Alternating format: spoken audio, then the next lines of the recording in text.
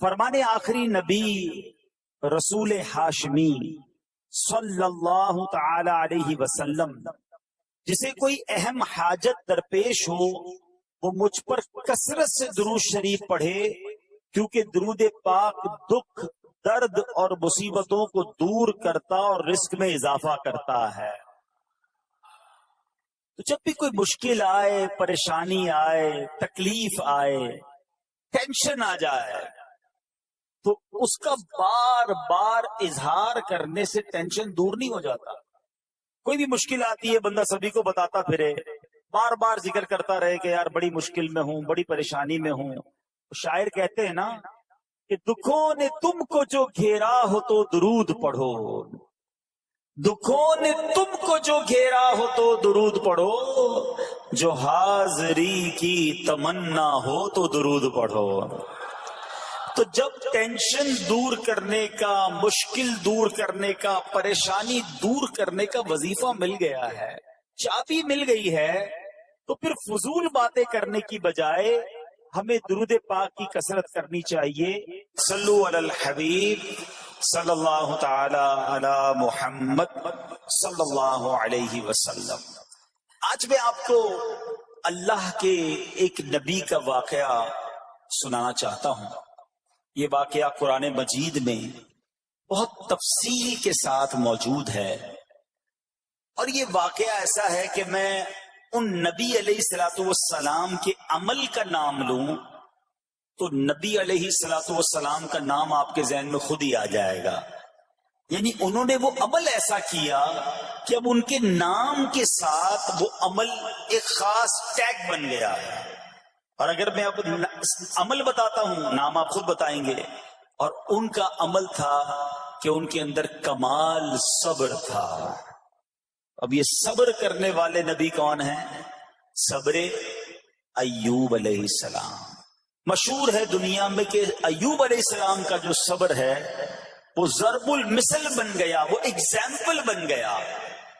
صبر تو بہت سارے لوگوں نے دنیا میں کیا، مصیبتیں تو بہت سارے اللہ والوں پر آئیں، مگر حضرت ایوب علیہ السلام کو اس قدر کمال کا صبر جو ان کا تھا وہ کیا واقعہ ہے۔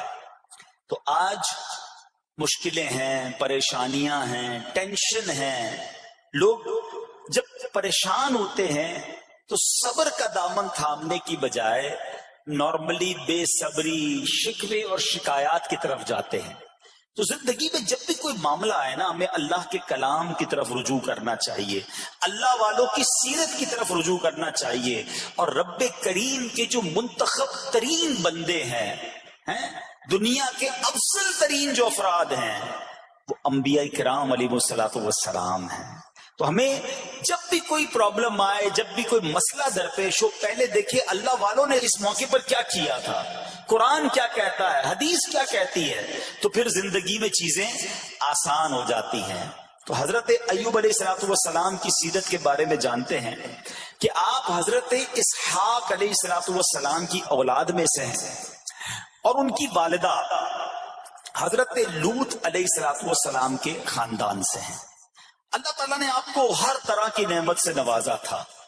آپ حسن و صورت والے بھی تھے، یعنی آپ کو اللہ پاک نے بہت خوبصورت بھی بنایا تھا، اور اللہ کریم نے مال بھی بہت دیا، اولاد میں بھی کثرت دی، یعنی ویل آف لائف تھی، خوبصورتی بھی ہے، مال بھی ہے، اولاد بھی ہے۔ اچھا، پھر ظاہر مال تھا تو گھر بھی تھے، جانور بھی تھے۔ اس زمانے میں جو ویلتھ ہوتی تھی، جو پیسہ ہوتا تھا، وہ جانوروں کی صورت میں ہوتا تھا۔ آج کل لوگ گاڑیاں رکھتے ہیں، سونا زیورات رکھتے ہیں، اس زمانے میں جانور ہوتے تھے۔ بلکہ اب بھی اگر پاکستان کے بھی آپ انٹیریئر کے ایریا میں چلے جائیں، گاؤں گوٹھ میں جائیں، تو لوگ اپنا مال و دولت سے جانور ہی خرید رہے ہوتے ہیں۔ ان کے نزدیک یہی ان کا جو ہے وہ جو بھی کا کاروبار ہوتا ہے اور مال ہوتا ہے۔ اب آپ پر امتحان آیا، آزمائش آئی، اور وہ آزمائش کیسے آئی کہ پہلے آپ کا مکان گرا، اور خاندان کے جتنے افراد تھے اور آپ کے بیٹے تھے، جتنے بھی آپ کے بیٹے تھے نا، وہ سب اس مکان کے تلے دب کر انتقال کر گئے۔ اللہ اکبر۔ آپ کو آ کر خبر دی جاتی گئی کہ حضور آپ کا مکان گر گیا ہے، آپ کے بچے دب گئے اور دب کر ان کا انتقال ہو گیا ہے۔ آپ فرماتے تھے میرا کیا ہے، جس کا تھا اس نے لے لیا، جب تک اس نے مجھے دے رکھا تھا وہ میرے پاس تھا، جب اس نے چاہا اس نے واپس لے لیا، اسی نے دیا تھا نا۔ تھوڑی دیر بعد خبر آئی کہ آپ کے جتنے جانور تھے، ہزارہا اونٹ تھے، بکریاں تھی، ریوڑ کے ریوڑ تھے، سارے جانور جو ہیں وہ مر گئے۔ کسی نے آ کر کہا کہ اب آپ کی جتنی دولت تھی، جتنے جانور تھے وہ بھی مر گئے۔ سبحان اللہ، اب اللہ کا شکر بجا لاتے، کہتے یا اللہ جو رب کا تھا اس نے واپس لے لیا، اسی کا تھا، جتنی دیر چاہا میرے پاس رہا، واپس لے لیا اس نے۔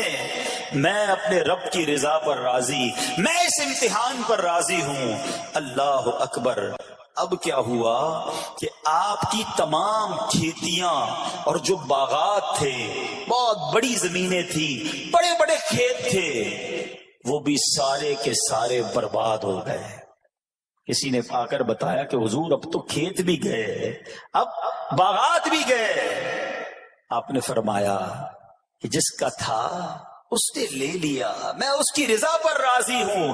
جب تک میرے پاس تھا وہ میرے پاس تھا، رب نے واپس لینا چاہا تو اس نے لے لیا۔ اب he was empty handed، یعنی اب کچھ بھی نہیں تھا، نہ بچے ہیں، نہ مال ہے، نہ جانور ہے، نہ مکان ہے۔ مگر حضرت ایوب علیہ السلام کی زبان پر پھر بھی شکر ہے، اب بھی شکر ہے، شکوہ نہیں ہے کہ اللہ میں تیری رضا پر راضی ہوں۔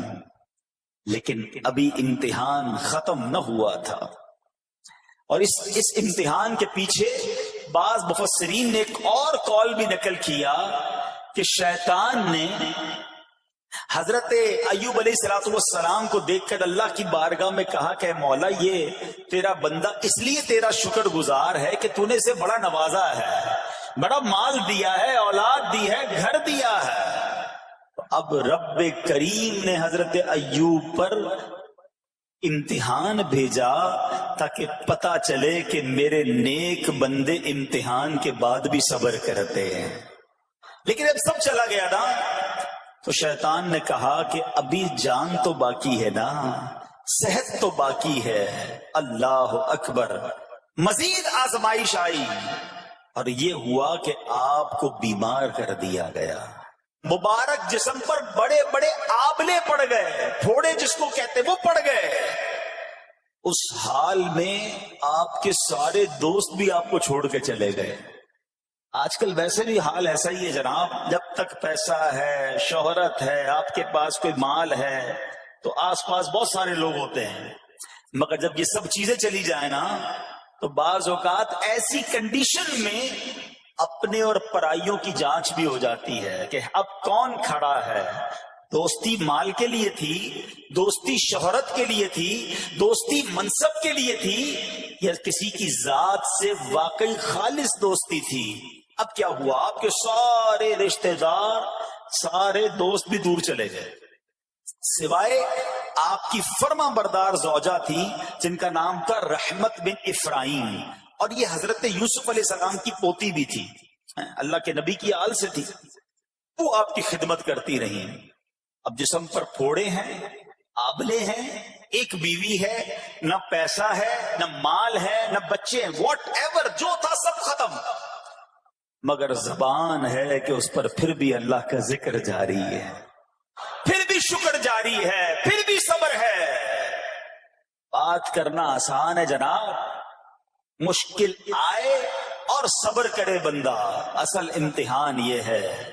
زباں پر شکوائے رنجو علم لایا نہیں کرتے، زباں پر شکوائے رنجو علم لایا نہیں کرتے، نبی کے نام لیوا غم سے گھبرایا نہیں کرتے۔ ہم میں سے کسی پر ایسی آزمائش نہیں آئی نا، چھوٹی موٹی آزمائشیں تو آتی رہیں گی۔ ایک بات یاد رکھنا، یہ زندگی کی جو گاڑی ہے نا، یہ مسائل کے پہیوں پر ہی چلتی ہے۔ ہمیں بعض اوقات کسی کی گاڑی، کسی کا مکان، کسی کا خوبصورت چہرہ، کسی کی مسکراہٹ دیکھ کر لگتا ہے یار یہ تو دنیا کا سب سے سخی آدمی ہے. ایسا نہیں. تو یہ نہ سمجھے کہ سارا جہان جناب سخی ہے اور میں اکیلا دکھی ہوں. ایسا نہیں ہوتا، بلکہ ہر اس جہاں میں تقریباً ہر بندہ ایسا ہوتا ہے جس کے ساتھ کوئی نہ کوئی دکھ لگا ہوا ہوتا ہے، کوئی نہ کوئی پریشانی ہے. کسی کو مال کی پریشانی، کسی کو روزگار کی پریشانی، کسی کو بیماری لگی ہے، کسی کو اور ٹینشن ہے. تو یہ کبھی بھی نہ سوچے کہ میں زندگی گزاروں گا اور کوئی ٹینشن نہیں آئے گی. تیار رہو امتحان کے لیے، امتحان ضرور آنا. اب کمال یہ ہے کہ اس امتحان میں پاس کون ہوتا ہے. حضرت ابراہیم پر امتحان آیا، زبان پر صبر ہے، شکر ہے، شکوہ نہیں ہے. 2-4 مہینے کا پرابلم نہیں تھا، کئی سال تک آپ بیمار رہے. آپ کی زوجہ جو ہے وہ خدمت کرتی رہی. اچھا یہاں ایک غلط فہمی دور کر دوں کہ کچھ لوگ یہ کہتے ہیں، یہ کتابوں میں پتہ نہیں کچھ کتابوں میں لکھ دیا گیا کہ حضرت ایوب علیہ الصلوۃ والسلام کو معاذ اللہ کوڑ کی بیماری ہو گئی تھی. ایسا بالکل نہیں تھا. کوڑ کی بیماری نہیں ہوئی تھی، بلکہ نہ کوڑ ہوا نہ جزام ہوا. آپ کو جسم پر پھوڑے پھنسیاں جن کو کہتے ہیں آبلے نکل آئے تھے. کیونکہ کوڑ کی بیماری وہ ہوتی ہے کہ جس سے لوگ نفرت یا حقارت کرتے ہیں. اللہ کے کسی بھی نبی کو کبھی بھی کوئی ایسی بیماری نہیں ہوئی جس کی وجہ سے لوگ اس سے حقارت یا نفرت کریں یا دور بھاگیں. کیونکہ اللہ نے ان نفوس قدسیہ کو، ان نیک بندوں کو، ان منتخب شخصیات کو لوگوں کی ہدایت کے لیے بھیجا ہے. ان کو کبھی کوئی ایسی چیز نہیں ہوئی کہ جس سے لوگ گھن کھا کر دور بھاگیں. تو یہ بالکل غلط ہے. البتہ آپ کے جسم پر آبلے تھے، پھوڑے تھی، اور اللہ اکبر آپ اس حال میں کیا رب سے عرض کرتے تھے؟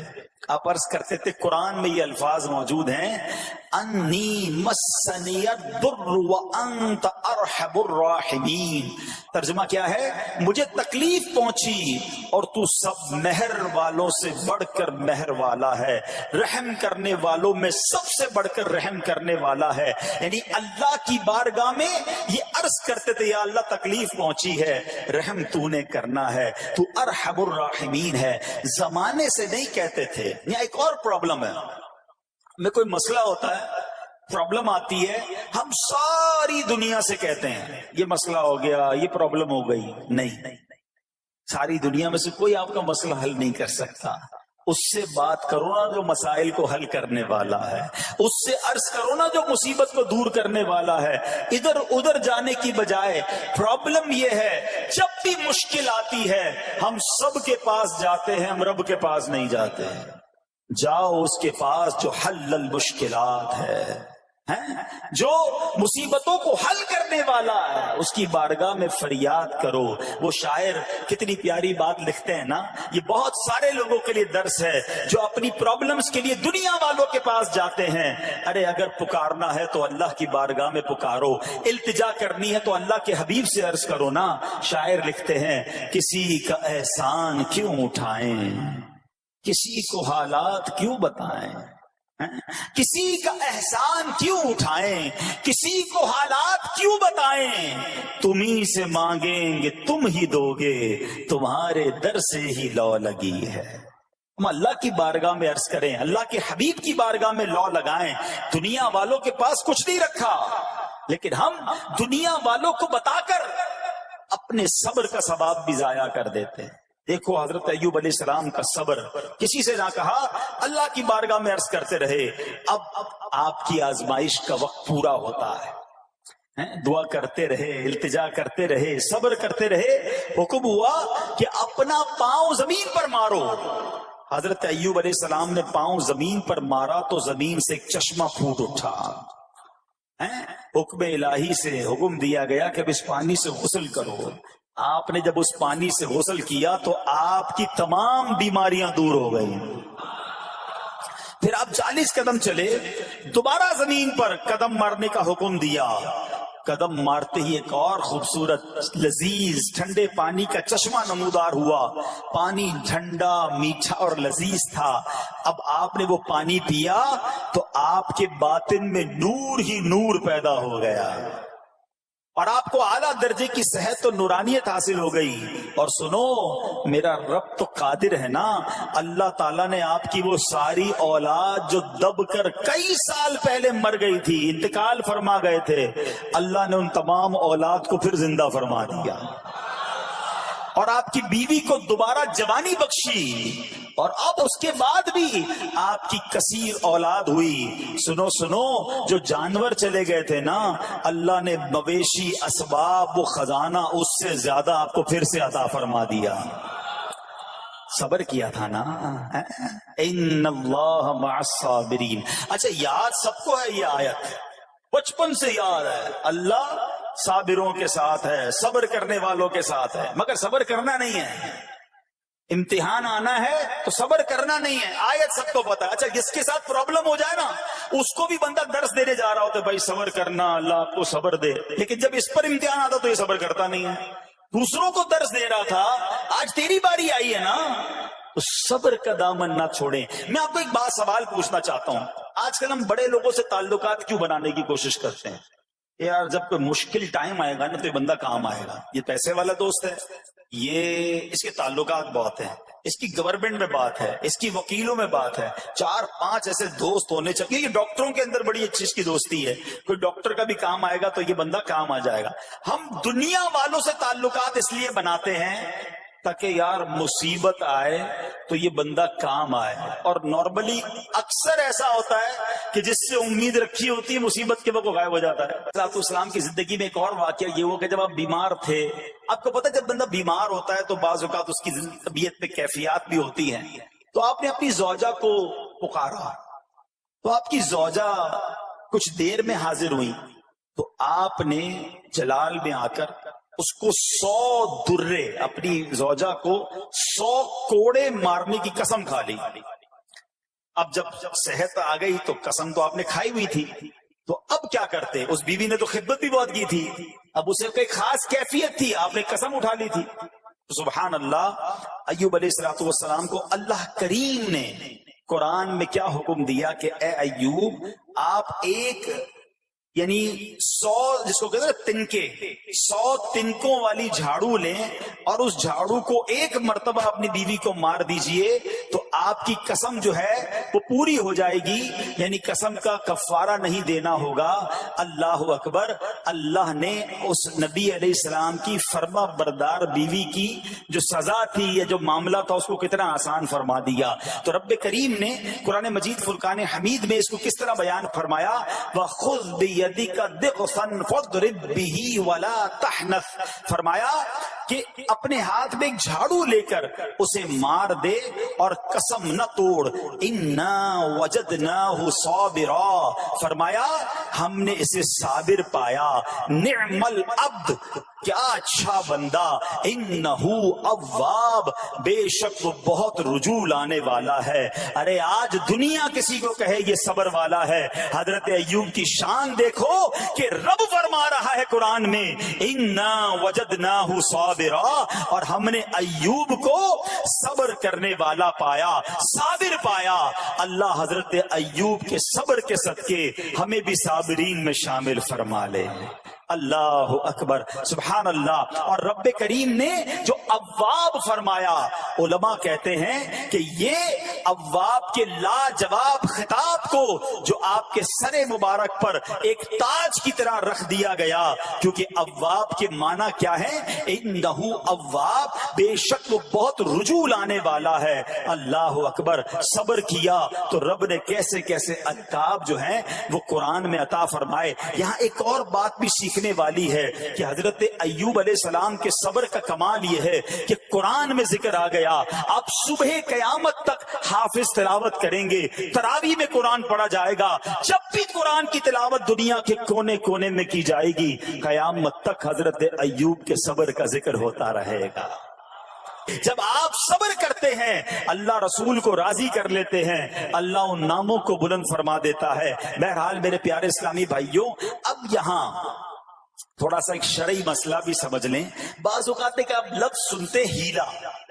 اچھا، کچھ لوگ جب یہ لفظ ہیلا سنتے ہیں تو کنفیوز ہو جاتے ہیں، یار یہ کیا، ایک کام کرنا تھا اس کو ایک اور طریقے سے کر دیا، ہمیں سمجھ نہیں آ رہا. عجیب عجیب سی لوگ باتیں کرتے ہیں. سبحان اللہ، علماء فرماتے ہیں، پہلے ہیلے کا مسئلہ سمجھ لیں۔ فتاوی عالمگیری میں ہے، جو ہیلا کسی کا حق مارنے یا اس میں شبہ پیدا کرنے یا باطل ذریعے سے فریب دینے کے لیے کیا جائے وہ مکروہ ہے، اور جو ہیلا اس لیے کیا جائے کہ آدمی حرام سے بچ جائے یا حلال کو حاصل کر لے وہ اچھا ہے۔ انما الاعمال بالنیات، غلط نیت سے ہیلا کہ کسی کا حق دبا لوں یا معاذ اللہ زکوٰۃ ادا ہی نہ کرنی پڑے، اللہ کو کوئی دھوکہ نہیں دے سکتا، اللہ دیکھ رہا ہے کہ اس کی نیت کیا ہے۔ لیکن ہیلا اس لیے ہے کہ حرام سے بچ جائے، حلال حاصل کر لیا جائے، تو اس کی جو جواز کی صورتیں ہیں علماء نے فرمائی یہ آیت اس میں دلیل ہے۔ اور آیت کیا تھی؟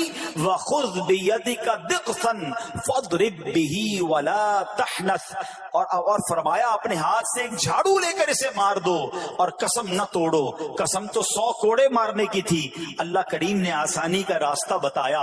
ہاں ایک بات یاد رہے، یہ بڑی امپورٹنٹ بات کرنے جا رہا ہوں کہ مفتیان کرام، قابل اعتماد مفتیان کرام سے رہنمائی لے کر ہم جیسے لوگوں کو، عوام الناس کو کوئی ہیلا اپنے طور پہ نہیں کر لینا چاہیے۔ ہاں، کیونکہ بعض ہیلوں کی شرعی طور پر اجازت نہیں ہوتی، اور بعض اوقات ہیلا کرنے میں ایسی غلطی لوگ کر جاتے ہیں جن کی وجہ سے ہیلا ہوتا ہی نہیں ہے۔ تو یہاں صرف آپ کو دلیل بتانا تھا، باقی اگر کسی قسم کا کوئی شرعی ہیلا کرنا ہے تو قابل اعتماد مفتیان کرام سے رجوع کیا جائے۔ سبحان اللہ۔ اب حضرت ایوب علیہ السلام کے صبر کی بات ہوئی ہے نا، اللہ نے پتہ ہے آپ کو کتنا مقام عطا فرمایا کہ نبی کریم صلی اللہ تعالی علیہ وآلہ وسلم نے ارشاد فرمایا حضرت ایوب لوگوں میں سب سے بڑھ کر عالم، صابر اور غصہ پینے والے تھے۔ حضرت ابن مسعود رضی اللہ تعالیٰ عنہ سے مروی ہے کہ حضرت ایوب علیہ السلام قیامت کے دن صبر کرنے والوں کے سردار ہوں گے۔ ہاں، صبر کرنے والوں کے بھی سردار ہوں گے۔ اچھا، بعض اوقات ہوتا کیا ہے، اچانک کوئی پرابلم آ گئی، کہیں آگ لگ گئی، گاڑی میں نقصان ہو گیا، پیسے چوری ہو گئے، موبائل چوری ہو گیا، کوئی چیز میں نقصان ہو گیا، کاروبار میں نقصان ہو گیا، صحت خراب ہوئی۔ بندہ کہتا ہے یار یہ میرے ساتھ کیوں ہوا ہے، میں نے ایسا کیا کیا ہے۔ بعض اوقات زبان سے شکوے، شکایت، حالانکہ قرآن مجید فرقان حمید نے تو پہلے ہی ہمیں بتا دیا ہے۔ ہمارا پرابلم پتہ ہی کیا ہے، ہم بہت ساری باتیں جانتے ہیں دنیا کی، قرآن و حدیث پڑھتے نہیں ہیں، تو مینٹلی پریپیئرڈ نہیں رہتے۔ آپ کو پہلے ہی پتا ہو کہ یار گرمیاں آنے والی ہیں، تو اچانک گرمیاں آئیں گی تو پریشان نہیں ہوں گے نا۔ آپ کو پتا تھا جون جولائی میں گرمی ہوتی ہے، بھائی سردیاں نہیں ہوتی، آپ پنکھا بھی تیار رکھتے ہیں، ٹھنڈا پانی کا انتظام بھی رکھتے ہیں، گرمی کے وقت باہر کم نکلتے ہیں، اور سردیاں آتی ہیں آپ کو پہلے ہی پتا ہوتا ہے، رضائی تیار کر لیتے ہیں، سویٹر نکال لیتے ہیں۔ ایسا نہیں ہوتا کہ صبح اٹھتے تو 40 ڈگری ہوتا ہے، دوسرے دن اٹھتے تو 5 ڈگری ہوتا ہے، بندہ کہ یار آج ٹھنڈ کی ہو گئی، کل گرمی کی ہو گئی۔ مینٹلی پریپیئرڈ جب بندہ ہوتا ہے تو وہ تیار ہوتا ہے۔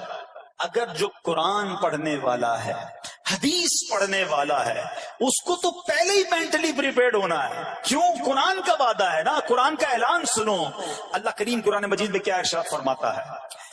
بسم اللہ الرحمن الرحیم وَلَنَبْلُوَنَّكُمْ بِشَيْءٍ مِّنَ الْخَوْفِ وَالْجُوعِ وَنَقْصٍ مِّنَ الْأَمْوَالِ وَالْأَنفُسِ وَالثَّمَرَاتِ وَبَشِّرِ الصَّابِرِينَ۔ اور ضرور ہم تمہیں آزمائیں گے۔ کیا فرمایا؟ ضرور آزمائیں گے، تیار رہو۔ دیر از ایگزامینیشن۔ اچھا، آزمائش کن کی چیزوں کی ہوگی؟ سبحان اللہ، قرآن نے لسٹ بھی دے دی ہے کہ آزمائش کیا ہوگی۔ فرمایا کچھ ڈر سے، اچانک خوف آ جاتا ہے نا، کوئی دشمن آ جاتا ہے، کوئی دھمکی دے رہا ہوتا ہے، اچانک حالات خراب ہو جاتے ہیں، دل میں خوف بیٹھ جاتا ہے۔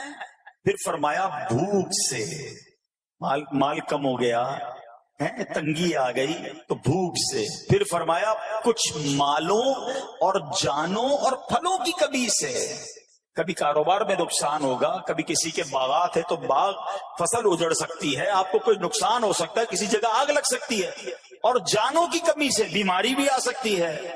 مگر آگے کیا فرمایا؟ وَبَشِّرِ الصَّابِرِينَ۔ خوشخبری سنا ان صبر والوں کو.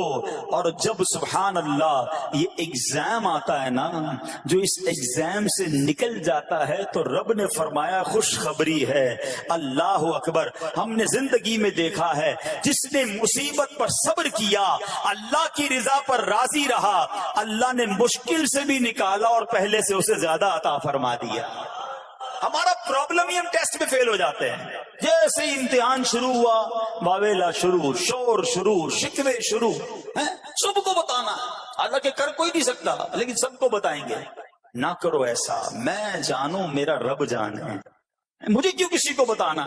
ہاں وہ کریم ہے، وہ دیکھ رہا ہے کہ میرا بندہ صبر کر رہا ہے. سبحان اللہ. حضرت سیدنا امام ابو جعفر محمد بن جریر طبری تفسیر طبری میں اس آیت مبارک کے تحت فرماتے ہیں، یعنی ہم تمہیں دشمن کے خوف، قحط سالی، شدید بھوک و فقر و فاقہ، فصلوں کی کمی، مقاصد کے حصول میں مشکلات، کفار سے جنگ کے دوران افرادی قوت میں کمی اور اہل و عیال کی موت وغیرہ کے ذریعے آزمائیں گے.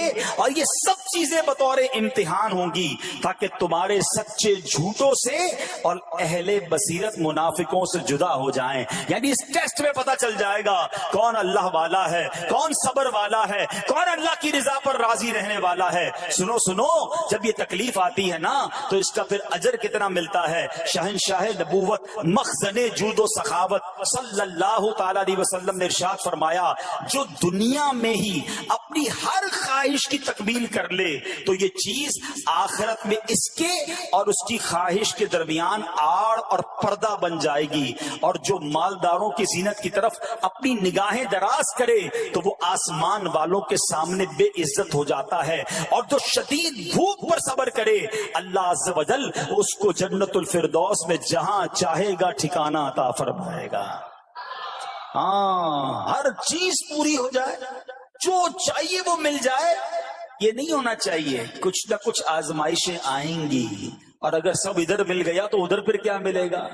ہم اللہ سے یہ دعا کرتے ہیں کہ ادھر بھی عطا فرمائے، ادھر بھی محروم نہ کرے.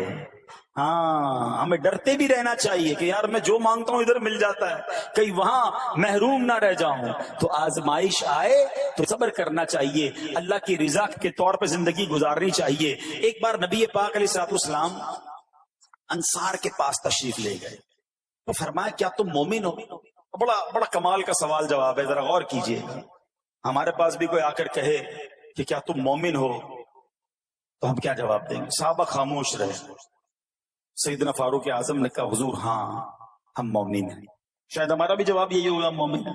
مگر اگلا سوال سنو نبی پاک علیہ الصلوۃ والسلام کا. فرمایا کہ اگر تم مومن ہو تو تمہارے ایمان کی علامت کیا ہے؟ ہاں، اب ہم سے کوئی یہ سوال کرے تو ہم جواب کیسے دیں گے؟ بھائی تم کہہ رہے ہو مومن ہیں، واٹ از دا سمٹمز؟ کوئی نشانی، کوئی علامت تو بتاؤ نا. اب یہ سوال کرنے والے کون ہیں؟ پیارے آقا صلی اللہ تعالی علیہ وآلہ وسلم. صحابہ سامنے بیٹھے ہیں. ارشاد فرمایا مومن ہو تو علامت کیا ہے؟ کیا شاندار جواب دیا کہ صحابہ کرام نے کہ ہم جب فراخی کی حالت ہوتی ہے نا، آسانی ہوتی ہے تو ہم شکر ادا کرتے ہیں. جب آزمائش آتا ہے، کوئی پرابلم آتی ہے، ہم صبر کرتے ہیں اور اللہ کے فیصلے پر راضی رہتے ہیں. نبی اکرم علیہ الصلوۃ والسلام نے جواب میں کیا فرمایا؟ رب کعبہ کی قسم تم مومن ہو. تو پتہ یہ چلا کہ مومن ہونے کی نشانی یہ ہے کہ جب اچھے دن آئیں تو شکر کرے اور مشکل کے دن آئیں تو اللہ کی رضا پر، اللہ کے فیصلوں پر راضی رہے، صبر کرے. سنو، اللہ عز و جل فرماتا ہے کہ جب میں کسی بندے کو بیماری میں مبتلا کروں، ہو سکتا ہے یہاں بھی میرا کوئی بھائی بیمار بیٹھا ہو، مدنی چینل کے ناظرین میں سے کوئی بیمار بیٹھا ہو. دیکھو بیماری آئے نا، شکوہ مت کرنا، صبر کرنا. فضیلت سنو، حدیث قدسی ہے، اللہ فرماتا ہے جب میں اپنے کسی بندے کو بیماری میں مبتلا کروں اور وہ اس پر صبر کرے، کسی سے شکایت نہ کرے، تو میں اس کے گوشت کو اچھے گوشت سے اور اس کے خون کو اچھے خون سے بدل دیتا ہوں. پھر اگر اسے شفا دیتا ہوں تو ایسی شفا دیتا ہوں کہ اس کے نامہ اعمال میں کوئی گناہ نہیں رہتا. اور اگر میں اسے دنیا سے اٹھا لوں تو اسے اپنی رحمت کاملہ کے سائے میں لے جاتا ہوں. ارے کمال ہو گیا، بیماری آئی، بیماری جب جاتی ہے تو گناہوں سے بھی پاک کر کے جاتی ہے، صرف ایک ہی تو کنڈیشن ہے، صبر کرنا۔ بیماری آئی صبر کرنا، ہاں کسی سے بات نہ کریں، شکوہ نہ کریں، اللہ کی بارگاہ میں عرض کریں مولا تیری مہربانی، ہاتھ میں درد ہے باقی جسم تو سلامت ہے، اے اللہ آنکھ میں درد ہے باقی جسم تو سلامت ہے، اے اللہ گردوں میں پرابلم ہے میرا باقی جسم تو سلامت ہے، یہ بھی تیری مہربانی ہے۔ اللہ کرے کہ ہم شکر گزار بندے بن جائیں، کیونکہ یہ بیماری تو ہمارے گناہ معاف کروانے آئی تھی، مگر افسوس یہ ہے کہ جو گناہ معاف کروانے والا کام ہمارے ساتھ ہوا اس میں بھی ہم نے اللہ کو ناراض کر دیا اور شکوے شکایات کی۔ سنو سنو، اس نے اخلاق کے پیکر نبیوں کے تاجور صلی اللہ تعالی علیہ وسلم نے ارشاد فرمایا، ابھی تو صرف بیماری کی بات ہوئی نا، اب آؤ اگر کسی کو کاروبار میں نقصان ہو گیا، کسی کے پیسے کم ہو گئے، کسی کی جان و مال کا کوئی نقصان ہوا، کوئی آگ وغیرہ لگ گئی، سنو اللہ کے حبیب علیہ الصلوۃ والسلام فرماتے ہیں کہ اللہ ارشاد فرماتا ہے، پھر حدیث قدسی ہے کہ جب میں اپنے کسی بندے کے بدن یا اس کے مال یا اس کی اولاد کی طرف کوئی سختی بھیجوں، پھر وہ صبر جمیل کے ساتھ اس کا استقبال کرے تو قیامت کے دن مجھے اس سے حیا آئے گی کہ میں اس کے لیے میزان قائم کروں یا اس کا نامہ اعمال کھولوں۔ ہائے ہائے ہائے، سمجھتے ہو اس کا مطلب؟ اللہ فرما رہا ہے مجھے حیا آئے گی کہ اپنے بندے سے اب کیا حساب لوں۔ جب آزمائش بھیجی تھی تو اس نے صبر کیا تھا، اس نے شکوہ نہیں کیا تھا۔ خدا کی قسم میں آپ سے پوچھتا ہوں، میرا کوئی نقصان ہو جائے اور قیامت کے دن میرا نامہ اعمال نہ کھولا جائے، مجھے اللہ کی بارگاہ میں حساب نہ دینا پڑے، مجھے بتاؤ یہ دنیا کے حساب نقصان کی کیا حیثیت ہے اگر ادھر بخشا جائے؟ سنو تو صحیح، رب فرما رہا ہے کہ مجھے حیا آتی ہے کہ اس کے لیے میزان قائم کروں یا اس کا نامہ اعمال کھولوں۔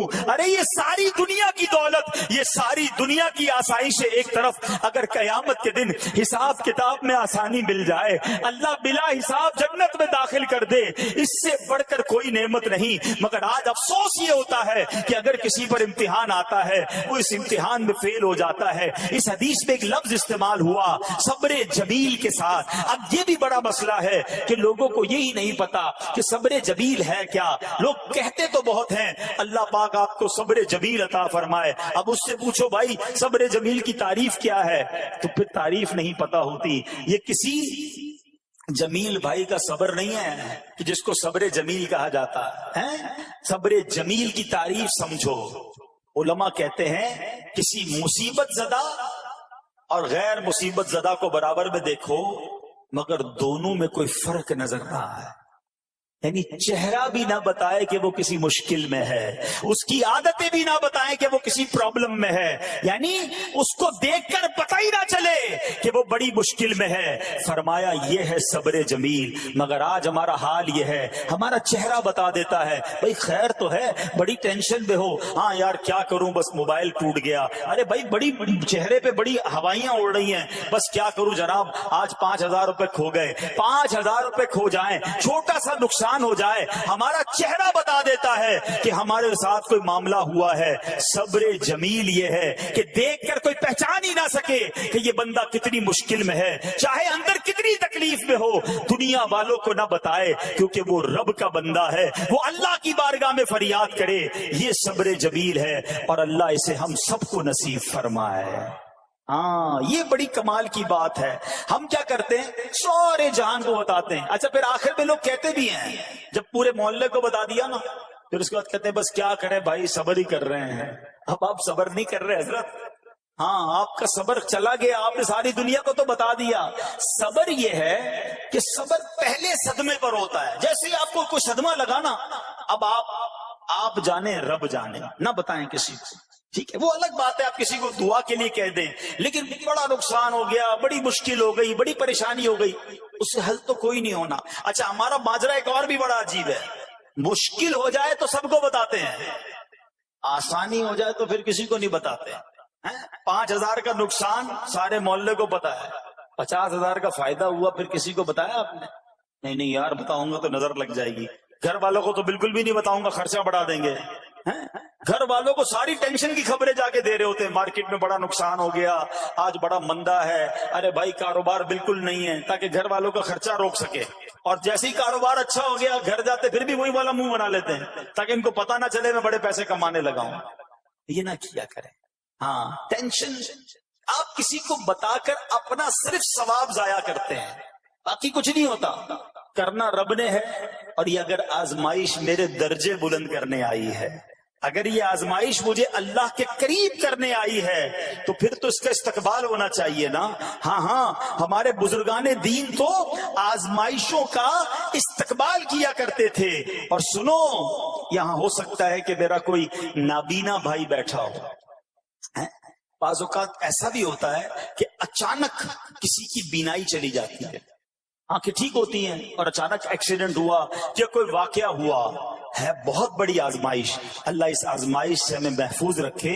مگر دیکھو میرے رب کی شان دیکھو، جب بھی کوئی تکلیف آتی ہے نا بندہ صبر کرے، اس تکلیف کا اجر تیار ہے، اس کا کمال سے اس کی رحمت تیار ہے، رحمت کی برسات تیار ہے. سنو، اللہ فرماتا ہے کہ اے جبرائیل، جب میں اپنی کسی بندے کی بینائی لے لوں تو اس کا اجر یہ ہے کہ میں اسے اپنے دیدار سے مشرف فرماؤں گا. ہاں آنکھیں گئی ہیں مگر اللہ فرماتا ہے میں اپنا دیدار کرواؤں گا. بس صرف صبر کرنا ہے.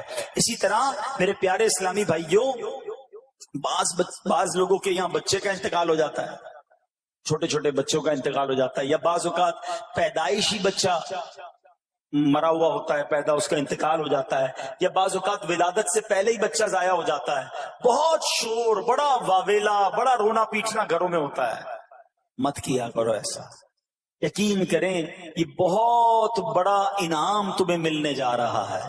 ایسا نہ ہو یہ رونا پیٹنا، یہ بے صبری، یہ اللہ کی بارگاہ میں شکوے شکایات، اتنے بڑے تم اجر سے محروم رہ جاؤ. سنو، اللہ کے آخری نبی صلی اللہ تعالی علیہ وسلم نے فرمایا جس مسلمان جوڑے کے 3 بچے انتقال کر جائیں، اللہ عز و جل ان بچوں پر فضل و رحمت کرتے ہوئے ان دونوں یعنی ماں باپ کو جنت میں داخل فرمائے گا. صحابہ کرام نے عرض کی کسی کے 2 بچے، فرمایا 2 بچے بھی، پھر عرض کی اور 1، فرمایا 1 بھی، پھر فرمایا اس ذات کی قسم جس کے قبضہ قدرت میں میری جان ہے، جس عورت کا کچا بچہ فوت ہو جائے یعنی حمل ضائع ہو جائے اور وہ اس پر صبر کرے تو وہ بچہ اپنی ماں کو اپنی ناف کے ذریعے کھینچتا ہوا جنت میں لے جائے گا. یہ تو جنت کا ٹکٹ تھا. مگر شکوے شکایات، الامان والافیز، گھر میں موت، میت کو نقصان ہو جائے، ہماری عورتیں، ہمارے گھر کے افراد وہ واویلا کرتے ہیں. معاذ اللہ، بعض اوقات تو کفریہ کلمات زبان پر ہوتے ہیں. معاذ اللہ ثم معاذ اللہ، کہتے کہ اللہ کو ہمارا ہی گھر ملا تھا، اتنے چھوٹے بچے کا کیا قصور تھا. استغفر اللہ. یہ تمہارے جملے، ایک تو گھر میں مصیبت پہلے ہی آئی ہوئی ہے اور تم اللہ پر اعتراض کر کے معاذ اللہ اللہ کو ظالم کہہ کے اپنا ایمان بھی ضائع کر بیٹھے، یہ تو اس سے بڑی مصیبت ہو گئی نا. تو نہ کریں ایسا. سیکھو. آج میں نے آپ کے سامنے حضرت ایوب علیہ السلام کی سیرت اور قرآنی واقعہ بیان کیا کہ سب کچھ چلا گیا مگر وہ اللہ کی رضا پر راضی تھے. رب نے انہیں صبر کرنے والا بندہ بھی فرمایا اور ساری نعمتیں پہلے سے زیادہ عطا فرما دی. حضرت سیدنا فتح موصلی رحمت اللہ تعالی علیہ کی زوجہ محترمہ رضی اللہ تعالی عنہا کا پاؤں پھسل گیا اور ان کا ناخن ٹوٹ گیا. وہ مسکرانے لگی. اللہ اکبر. کبھی کبھی ہمارا بھی ناخن ٹوٹا ہوگا، بہت تکلیف ہوتی ہے. ناخن ٹوٹے تو جان نکل جاتی ہے مگر آپ مسکرانے لگی. کسی نے پوچھا کہ آپ کو ناخن ٹوٹنے کا درد نہیں ہوا، آپ مسکرا رہی ہیں؟ تو فرماتی ہیں کہ اس درد پر جو ثواب ملے گا نا، مجھے درد پر صبر کروں گی اور جو مجھے اس پر ثواب ملے گا تو اس ثواب کے تصور نے میرے درد کی تلخی کو دور کر دیا. ہائے ہائے ہائے، یہ ہے اللہ والے. ہاں صبر کرنا کوئی ان سے سیکھے. میرے پیارے اسلامی بھائیوں، احادیث میں، روایتوں میں یہ مضمون ملتا ہے کہ اللہ کریم کی بارگاہ میں بندے کا کوئی درجہ رکھا ہوتا ہے، یعنی اللہ کی رضا یہ کہ بندہ اس سٹیج تک پہنچ جائے، اس درجے تک پہنچے، مگر وہ نماز کے ذریعے، روزوں کے ذریعے، عبادتوں کے ذریعے اس درجے تک نہیں پہنچتا، پھر اللہ اس پر آزمائش بھیجتا ہے کہ میرا بندہ صبر کر لے تاکہ صبر کر کے اس درجے کو حاصل کر لے۔ ہائے ہائے، یعنی مجھ پر کوئی آزمائش آئی تھی میرے درجے بڑھانے، مگر ہائے میری بے صبری کہ میں نے وہ درجہ پانے کا موقع